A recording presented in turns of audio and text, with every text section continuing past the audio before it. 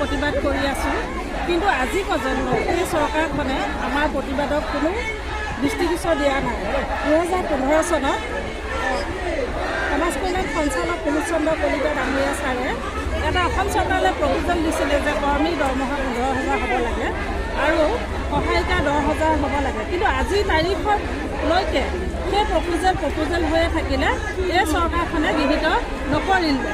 তাৰোপৰি এতিয়া আকৌ এটা প্ৰপ'জেল দিছে যে অংগনবাড়ী কৰ্মীক 12,000 আৰু 10,000 হ'ব লাগে, কিন্তু দুখৰ কথা প্ৰপ'জেল দিছে সঞ্চালক মহোদয়, কিন্তু চৰকাৰে আজিলৈকে প্ৰপ'জেল গৃহীত কৰা নাইকিয়া। আজি চাওক বাহিৰৰ ৰাজ্যত কেনেধৰণে অংগনবাড়ী কৰ্মী সহায়িকাক তেওঁলোকৰ ন্যায্য দাবী পূৰণ কৰিছে, কিন্তু এই চৰকাৰে ইমান প্ৰতিবাদ কৰিছোঁ আজি তাৰিখলৈকে যেতিয়ালৈকে বিজেপি গভৰ্ণমেণ্ট আহিলে অংগনবাড়ী কৰ্মী সহায়িকাত টকা 1,000 বৃদ্ধি কৰিব পৰা নাই। ইয়াতকৈ দুখৰ কথা আছেনে? আজি অৰুণোদয় দিছে 1250 টকা পাকঘৰত সোমাই থকা মহিলাগৰাকী। এগৰাকী অংগনবাড়ীয়ে ঘৰে ঘৰে গৈ বিয়লৰ কাম কৰা, LRCৰ কাম কৰা, পলিঅ'ৰ কাম কৰা, তাৰোপৰি বিভিন্ন ধৰণৰ চাৰিওটা দিশত আয়ুষ্মান কাৰ্ড বনোৱাকে আদি কৰি PMMVY ইত্যাদিকে আদি কৰি কিমান কাম কৰিব লাগে এখন ঘৰ সংসাৰ এৰি পেলাই, তাতে কিমান মূল্য বৃদ্ধি হৈছে আপোনালোকে চাওক। গতিকে এই চৰকাৰক আমি এটা বিনম্ৰভাৱে অনুৰোধ কৰিছোঁ, তেওঁলোকে অংগনবাড়ী দুখ বেদনাখিনি উপলব্ধি কৰক আৰু যি প্ৰপ'জেল আছে সেইটো গৃহীত কৰক। ধন্যবাদ। আমাক আৰু যিটো ডাল কৃষি শিশুসকলৰ বাবে যোগান হৈছে সেই ডাল কৃষি যাতে আমাৰ শিশুসকলক ভোগ কৰিবলৈ নিদিয়ে তাৰ যিহেতু আজি বিধানসভাৰ অন্তিমটো দিন বিশেষ ঘোষণা নকৰিলে কি আশা কৰিবা? আজি যদি আমাক এই আশা যদি নিৰাশা কৰে আমি আৰু বেলেগ ধৰণৰ ব্যৱস্থা জয়ন্তী আন্দোলনৰ ব্যৱস্থা লোৱা আমি কাৰ্যসূচী হাতত ল'বলৈ বাধ্য হ'ম। যদিহে কমেও আমাক 500 টকা দিন হাজিৰা আমাক ব্যৱস্থা কৰিব, আমি দিব লাগে চৰকাৰক, আমি বেলেগ মানুহক দিব লাগে 400-500 টকা হাজিৰা। গতিকে আমাক চৰকাৰে আমাক দিছে মাত্ৰ 200 টকা, সহায়িকাসকলক দিছে মাত্ৰ 100 টকা হাজিৰা। গতিকে আমাৰ পৰিয়াল কেনেকৈ চলিব সেই কথা চৰকাৰে নিশ্চয় বুজিব লাগে।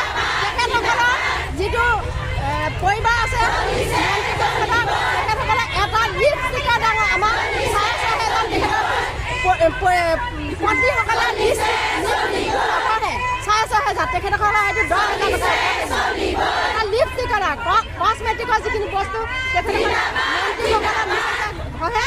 গতিকে সেই আমাৰ দামটো দিলেও আমি আমাৰ পৰিয়াল সংসাৰ চলিবলৈ কমচে কম আমাৰ আমি পুষ্টিহীনতাত আমি তেওঁৰ বাদে আমি এতিয়া 100ত আমি কৰ্ম কৰিবলগীয়া হৈছে। গতিকে চৰকাৰে এই দাবী আমাৰ মানিবই লাগিব।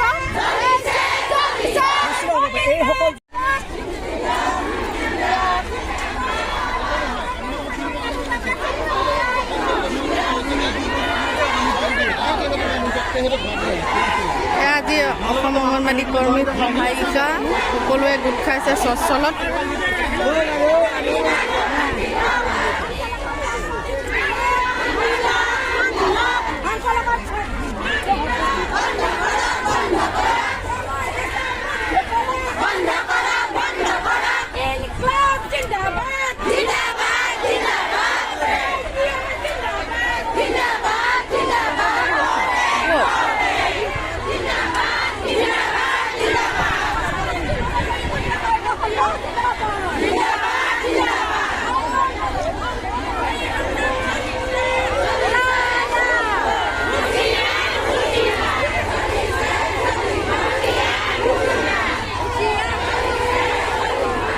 চাক গৈ আছোঁ, এতিয়ালৈকে শেষ হোৱাই নাই।